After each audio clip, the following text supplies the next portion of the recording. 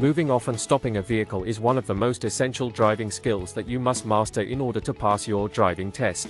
In this video, we'll explore the correct techniques for moving off and stopping your vehicle safely and efficiently.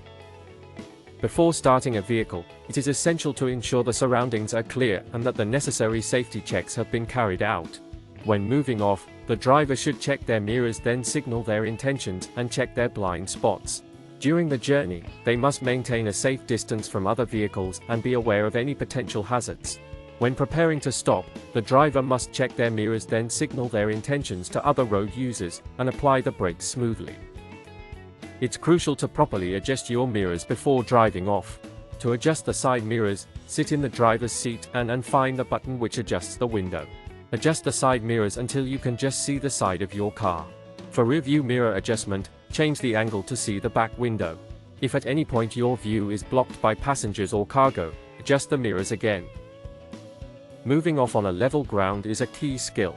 Firstly, check your mirrors and make sure it's safe to proceed. Next, apply the handbrake and select first gear. Then, gradually release the clutch and apply some gas until you feel the biting point. Finally, release the handbrake and smoothly accelerate away. Remember to keep your vehicle under full control at all times.